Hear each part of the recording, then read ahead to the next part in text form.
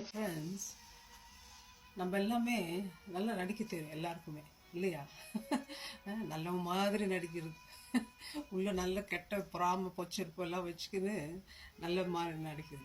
அதான் ஆண்டவர் சொல்ற மாயக்காரரே அந்த காலத்தில் இருக்கிற பரிசேயர் அவர்களுக்கு சொன்னார் ஆண்டவர்.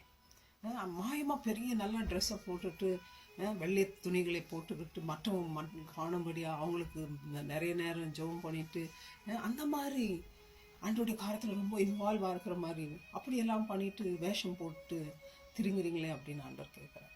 இன்னைக்கு நம்மளை பார்த்து ஆண்டவர் அதுதான் கேட்குறார். ஆண்டவர் இருந்து அதை தான் கேட்டிருப்பார். நம்ம கூட ஆண்டோட பிள்ளை மாதிரி சர்ச்சுக்கு போகிறதுன்னு வர்றதுன்னு சர்ச் ஆக்டிவிட்டியில் கலந்துக்கிறது, ஆனால் பச்சரிப்பு பொறாமல் எல்லா அசுத்தமான காரியங்களும் இன்னும் உள்ளே வச்சுட்டு மற்றவங்களை மன்னிக்கிறது இல்லை, பொய் சொல்கிறது, ஏமாத்துறது, இதெல்லாம் நம்ம வச்சுட்ருக்கோம். ஏன் அப்படி இருக்குது நமக்குள்ள? இயேசு இருக்கிறாரா? இயேசு இருந்தால் அந்த பாவம்லாம் நம்மக்கிட்ட இருக்குமா? வெள்ளை அடிக்கப்பட்ட கலர் என்றார் ஆண்டவர். கலரை போய் வருஷமாக நம்ம கழுவி சுத்தம் பண்ணிட்டு பெயிண்ட் அடிச்சுட்டு வரோம். ஆனால் அந்த கலரையை நம்ம க்ளீன் பண்ண மறந்துடுறோம். அது வருஷத்துக்கு ஒரு முறை பெயிண்ட் அடிக்கணும், ஆனால் இது டெய்லி பெயிண்ட் அடிக்கணும். நம்ம டெய்லி சுத்தம் பண்ணணும், இல்லாட்டி துர்நாற்றம் வாசனை வீசும்.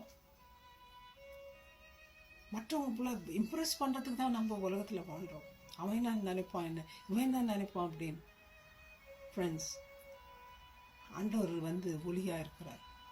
அவர் ஒளி நமக்குள்ளே வரும்போது இந்த இருள்ஸ், நம்மெல்லாம் செத்த மனுஷர் வாக் பண்ணுற மாதிரி தான் வாக் பண்ணிகிட்ருக்கோம் இன்னைக்கு.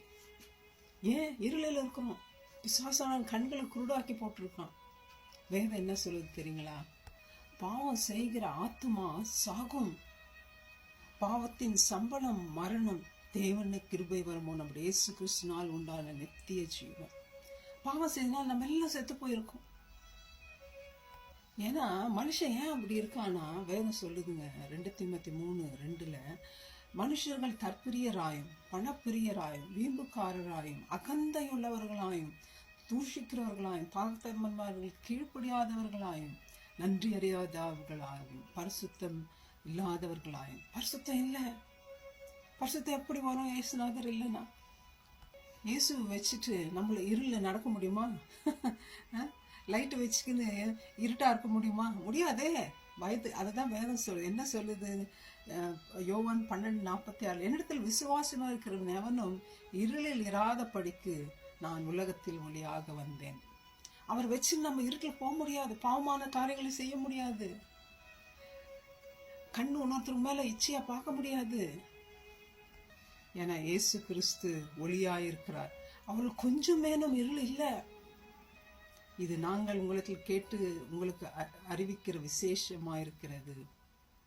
1 John 1:5 பார்க்குறோம். அவர்கள் கொஞ்சம் கூட பாவம் இல்லை, அசுத்தம் இல்லை. இயேசு கிறிஸ்து கிட்ட பரிசுத்தம் இல்லை தேவன்.